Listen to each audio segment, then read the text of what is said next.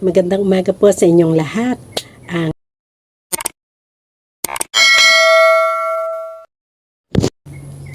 gusto kong ibahagi sa inyo yung aking pinagkakaabalahan, yung aking libangan, at kung saan ako ay nawiwili at nag-i-enjoy sa aking ginagawa. Ito po yung paggaganchilyo.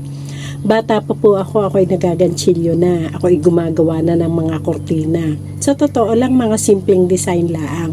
Pero ang nagdadala po ay yung kulay, yung mga sinulit na iba-ibang kulay. Nagbibigay po ng kaaliwan sa ating mga mata. Okay? So, ganun po.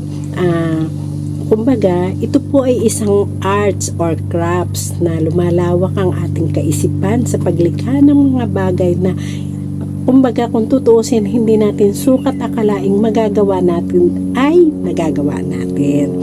Kaya po sa pagkukrochet, marami pong bagay ang nagde-develop. Unang-una yung ating mind. Siyempre, nag-iisip tayo kung ano ba ang ating gagawin, kung paano, kung anong klase, ganyan. Kumbaga, nagkakaroon tayo ng exploration ng mind. Sa ganun, it is also an exercise of the mind, lalo na po sa medyo nagkakaedad, nagaya natin.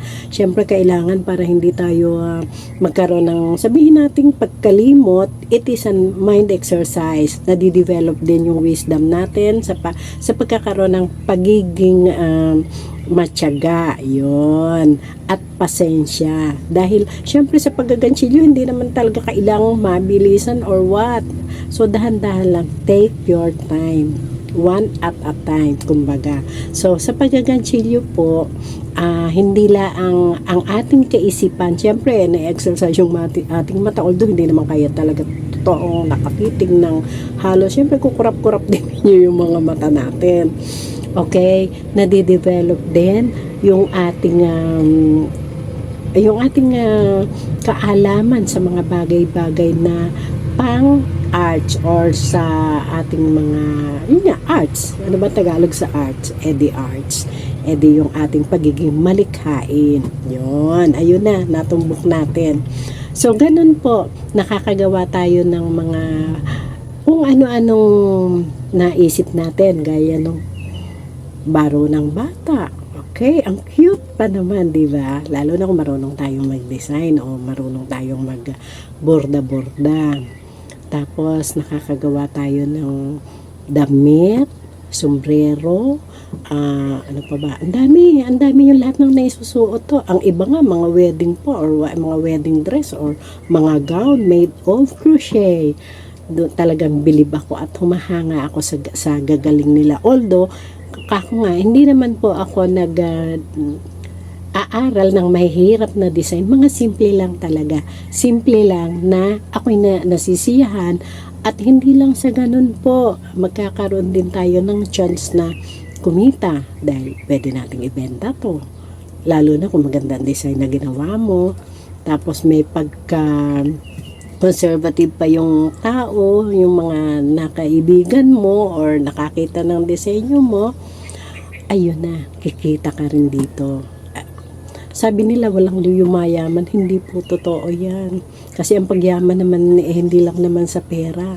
Kung masaya tayo at successful tayo in a way na kumbaga wala na tayong masyadong problema, o hindi naman talaga nawawala ng problema ang tao, lagi naman talaga may problema. Kaso lang, depende lang sa pagdadala talaga. So by this new hobbies na i-share ko sa inyo, kumbaga nawawala nalilibang tayo yun ang point doon.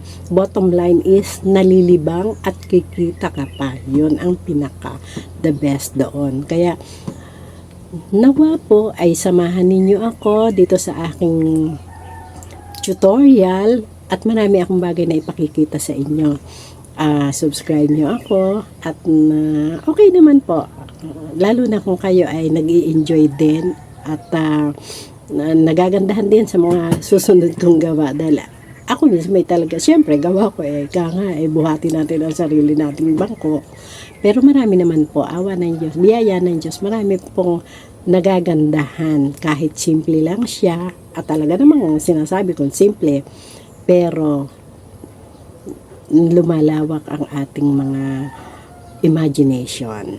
Kaya maraming salamat po sa inyong panonood at nawa po ay patuloy tayong pagpalain ng Diyos, patuloy tayong samahan ng Diyos at syempre yun po ang una-unahin natin. Ano man bagay na gagawin natin, una ay para sa Diyos for His glory.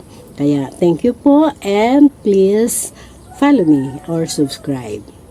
God bless. Thank you for watching. God bless.